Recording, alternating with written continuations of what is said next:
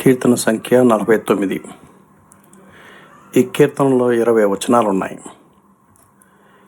ఈ కీర్తనను 6 భాగాలుగా చేయడం జరిగింది. మొదటి భాగం మొదటి 4 వచనాలు. సర్వజనులారా ఆలకించుడి, సామాన్యులేమి, సామంతులేమి, ధనికులేమి, దరిద్రులేమి, లోకనివాసులారా మీరందరూ ఏకముగా కూడి చెవియొగ్గుడి. నా నోరు విజ్ఞాన విషయములను పలుకును, నా హృదయ ధ్యానము పూర్ణ వివేకమును గూర్చినదై ఉండును.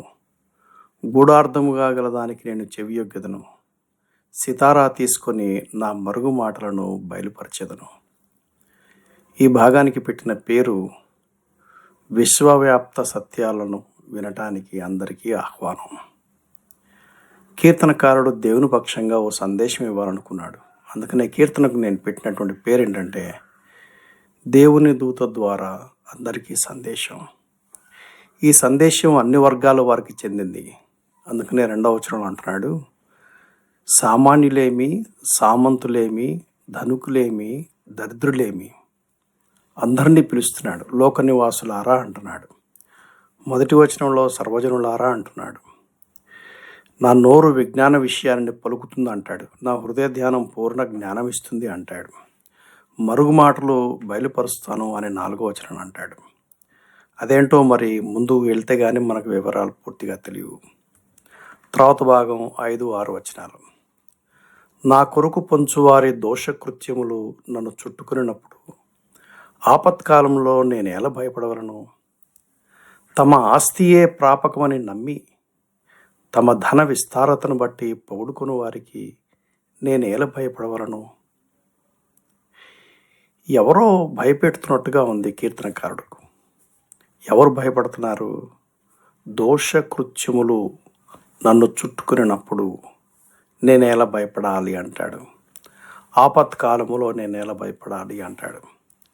2వ వర్గం ఎవరు? తమ ఆస్తియే ప్రాపకమని నమ్మి తమ ధన విస్తారతను బట్టి పొగుడుకుని వారికి నేను ఎలా భయపడాలన్నాడు. సమ్ కైండ్ ఆఫ్ థ్రెటనింగ్ అనేది ఉంది.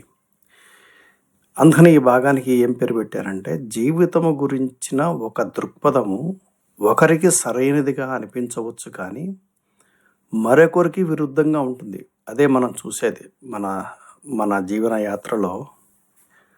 నాది నాకు సరిగ్గా కనపడుతుంది, కానీ అవతల వారికి వ్యతిరేకంగా ఉంటుంది.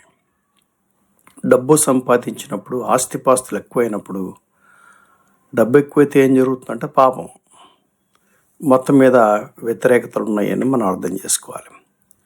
తర్వాత భాగం 7, 8, 9 వచనాలు. ఎవడునూ ఏ విధము చేతనైనను తన సహోదరుని విమోచింపలేడు. వాడు కుళ్ళు చూడక నిత్యం బ్రతుకున్నట్లు వారి నిమిత్తము దేవుని సన్నిధిని ప్రాయశ్చిత్తం చేయగల వాడెవడనూ లేడు. వారి ప్రాణ విమోచన ధనం బహు గొప్పది, అది ఎన్నటికీ తీరక అట్లా ఉండవలసిందే. సడన్గా స్విచ్చేరుపై చాలా ముఖ్య విషయాలు కీర్తనకారుడు అంటున్నాడు. ఏమంటున్నా అంటే ప్రాణ విమోచన ధనము బహు గొప్పది. అంటే ఓ బానిసలో ఉన్నటువంటి వ్యక్తి అమ్మకానికి పెట్టినప్పుడు ధర చాలా ఎక్కువగా పలుకుతుంది, ఎవరో విమోచించలేరు అని అంటున్నాడు. వాడు కుళ్ళు చూడక నిత్యం బ్రతుకున్నట్లు, అంటే చావు తర్వాత శరీరం కుళ్ళిపోవటం. కుళ్ళు చూడక నిత్యం బ్రతుకున్నట్లు దేవుని సన్నిధిని ప్రాయశ్చిత్తం చేయగల వాడెవడూ లేడు. అంటే ఓ మానవుడు పాపం చేసినప్పుడు ఓ పవిత్రమైన దేవుని దగ్గరికి వెళ్ళి మానవుణ్ణి దేవునితో జతగలిపేవారైనా ఎవరు లేరు. అది ఎన్నటికీ తీరక అట్లు ఉండవలసిందే. అందుకనే ఈ భాగానికి పెట్టిన పేరు ఏంటంటే మానవ ప్రయత్నాల ద్వారా మానవుని ఆత్మరక్షణ అసాధ్యం. ఇంకా ముందుకు వెళితే మనకు వివరాలు ఎక్కువగా తెలుస్తాయి. 10 నుండి 13 వచనం వరకు. జ్ఞానులు చనిపోదురన్న సంగతి అతనికి కనపడకుండా పోదు. మూర్ఖులను పశుప్రాయులను ఏకముగా నశింతురు. వారు తమ ఆస్తిని ఇతరులకు విడిచిపెట్టుదురు. తమ ఇండ్లు నిరంతరము నిలుచుననియు తమ నివాసములు తరతరములకు ఉండుననియు వారు అనుకొందురు. తమ భూములకు తమ పేర్లు పెట్టుదురు. ఘనత వహించిన వాడైనను మనుష్యుడు నిలవజాలడు. వాడు నశించు మృగములను పోలినవాడు. స్వాతిశయ పూర్ణులకును వారి నోటి మాటను బట్టి వారిని అనుసరించు వారికి ఇదే గతి. కొన్ని వర్గాల వారు జ్ఞాపకం ఎవరు? వారు జ్ఞానులు అని అన్నాడు. మూర్ఖులు అన్నాడు. 11వ వచనం ఆస్తి బాగా సంపాదించి లగ్జూరియస్గా ఇల్లు కట్టుకున్న వాళ్ళ గురించి మాట్లాడుతున్నాడు. 12వ వచనంలో ఘనత వహించిన వారి గురించి మాట్లాడుతున్నాడు. 13వ వచనంలో స్వాతిశయ పూర్ణుల గురించి మాట్లాడుతున్నాడు. వీళ్ళ గురించి మాట్లాడితే ఏమంటున్నాడంటే, చావు వస్తుంది, చావుని ఎవరో తప్పించుకోలేరు అని అంటున్నారు. వాళ్ళకి తెలుసు కానీ తప్పించుకోలేరు. అందుకనే ఈ భాగానికి పెట్టిన పేరు ఏంటంటే, మరణం అనేది కాదనలేని ఒక విశ్వవ్యాప్త సత్యము. తర్వాత భాగం 14-15 వచనాలు. వారు పాతాళంలో మందగా కూర్చబడుదురు, మరణం వారికి కాపరి అయి ఉండును.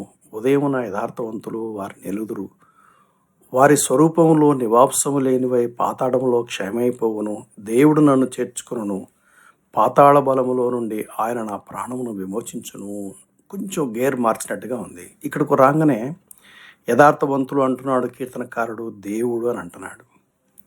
యథార్థవంతులు ఏళ్తారట. 15వ వచనంలో దేవుడు నన్ను చేర్చుకును, ఎక్కడి నుంచి? పాతాళ బలములో నుండి ఆయన నా ప్రాణమును విడిపించును. ఈ మాట గుర్తుపెట్టుకోవాలి. ఎవరు పాతాళంలోకి వెళ్తారు? పాతాళంలో చిక్కుకున్న వ్యక్తిని ఎవరు విడిపించగలరు? దేవుడు విడిపిస్తారట. దాన్ని కొత్త నిబంధనలో యేసుక్రీస్తు వారు సిలువలో చేసినటువంటి విమోచన బలియాగం ద్వారా పాపులైన మానవుల కొరకై పాప పరిహారము చేయడం జరిగింది. పాప పరిహారం కోసం సిలువలో తన సొంత ప్రాణాన్ని అర్పించాడు. ఎలా జరిగిందంటే, సాక్షాత్తు దేవుడే మానవుడిగా వచ్చాడు. ఒక పాపము చేసిన వ్యక్తి మరొక పాపము చేసిన వ్యక్తిని విమోచించలేడని మనం ఇందాక చూసాం కదా. మరణానికి పాత్రుడైన వ్యక్తి మరొక మరణానికి పాత్రుడైన వ్యక్తిని విడిపించలేడని మనం ఇందాక చూసాం కదా. యేసుక్రీస్తు సాక్షాత్తు దేవుడు మానవుడిగా వచ్చి సిలువలో చేసినటువంటి బలియాగం ద్వారా మానవుల పాప పరిహారం కోసం సిలువలో ప్రాణం పెట్టి 3వ దినాన మృత్యుంజయుడై తిరిగి లేచాడు. ఎఫెసీ పత్రిక 4వ అధ్యాయంలో ఆ మాట మనం చూడగలం.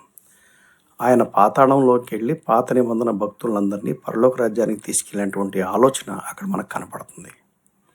అది ఎవరి ద్వారా జరిగిందంటే యేసుక్రీస్తు ద్వారా. అందుకే ఈ భాగానికి పెట్టిన పేరు ఏంటంటే, యేసుక్రీస్తు ద్వారా మానవుని ఆత్మ మరణం నుండి రక్షణ పొంది నిత్య జీవంతో ఆశీర్వదించబడుతుంది అని పేరు పెట్టడం జరిగింది. తర్వాత భాగం 16-20 చివరి భాగం ఇది. ఒకడు ధన సంపన్నుడైనప్పుడు వాని ఇంటి ఘనత విస్తరించినప్పుడు భయపడకు. వాడు చనిపోనప్పుడు ఏమీ కొనిపోడు, వాని ఘనత వాని వెంట దిగదు. నీకు నీవే మేలు చేసుకుంటూ మనుషులు నిన్ను స్తుతించినను, తన జీవిత కాలమున ఒకడు తనను పొగడినను, అతడు తన పితరుల తరమునకు తొరవలను, వారు మరి ఎన్నడూ వెలుగు చూడరు. ఘనత నొంది ఉండి బుద్ధిహీనులైన వారు నశించు జంతువులను పోలి ఉన్నారు. ఈ భాగాన్ని కనుక జాగ్రత్తగా మనం చూస్తే మనకేమర్థమవుతుందంటే, విమోచించబడిన వారు వారి దారిద్ర్యం మరియు నిర్లక్ష్యానికి గురైనందున కంగారు పడరు. నీతిగా జీవించడానికి ప్రయత్నం చేస్తారు, న్యాయంగా ఉండడానికి ప్రయత్నం చేస్తారు. ఏదో విధంగా సొమ్ము చేసుకోవాలి అనే ఆలోచన వాళ్ళకు ఉండదు. అంచేత కొన్నిసార్లు వాళ్ళు ఆర్థికంగా ఎక్కువగా పురోగతి సాధించలేరు. ఎంచేత అంటే బలాత్కారం చేసేవాళ్ళు, రకరకాల పరిస్థితుల వారు ఉంటారు. అందుకని ఈ భాగంలో మనం ఏం చూస్తామంటే, భయపట్టిస్తారట. చూసినప్పుడు మనుషులు కంగారు పడే పరిస్థితి ఏర్పడుతుంది. అయితే వాళ్ళు విమోచించబడ్డారు కనుక వారు ఏ పరిస్థితికైనా వాళ్ళు కంగారు పడరు. ఈ భాగానికి నేను పెట్టిన పేరు ఏంటంటే, దేవుని దూత ద్వారా అందరికీ దేవుని సందేశం. ఈ భాగము మనకు ఏ వాక్యాన్ని గుర్తు చేస్తుందంటే, కీర్తన సంఖ్య 37, కీర్తన సంఖ్య 73. ఈ 2 భాగాల్లో ఉన్నటువంటి భాగాన్ని చదివితే ఈ వాక్య భాగం దానికి బాగా సెట్ అవుతుంది. కీర్తన 49లో ఒక మానవుడు ఎదుర్కొనే గడ్డు సమస్యను ఎలా పరిష్కరించాలి, దానికి పరిష్కారం దేవుడే అని చాలా చక్కగా సెలవిస్తాడు. తండ్రి అయిన దేవుడు నిన్ను ఆశీర్వదించి నిన్ను కాపాడును గాక. ప్రభువైన యేసుక్రీస్తు నీకు తన సన్నిధి కాంతిని ప్రకాశింపజేసి నిన్ను కరుణించును గాక. పరిశుద్ధాత్మ దేవుడు నీ మీద తన సన్నిధి కాంతి ఉదయింపజేసి నీకు సమాధానం కలుగజేయును గాక. ఆమేన్.